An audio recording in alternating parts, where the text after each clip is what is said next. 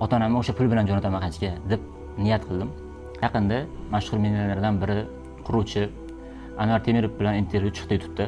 Ana shu intervyudan keyin $15,000 yutuq qo'yildi.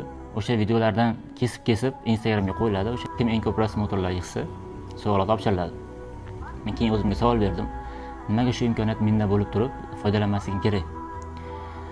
Boshladim. Videolarni kesib Instagramga qo'shib boshladim. Birinchi 10 kunlik sovg'asi birinchi o'rin bo'la olmadim. Boshqa odamga ketdi. Nasib qilmagan ekan bizga.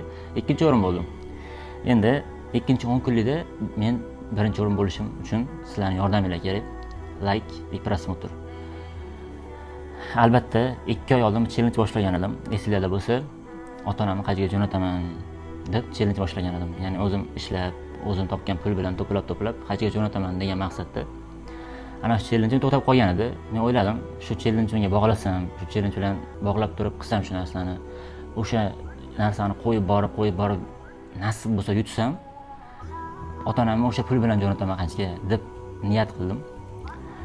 Endi ikkinchi 10 kunlikda Xudo xolasa yutsam, albatta yutgan pulim ota-onam hajga jo'natishga yetadi.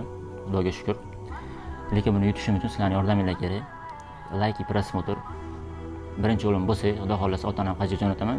Bu meni challenge'imda 3-kuni desam bo'ladi. Chunki 2 kunlik kunida o'zim pul to'plab solib qo'ygan edim. Esinglarda bo'lsa, videosini qo'yaman hozir. Quticha olib solib qo'ygan edim.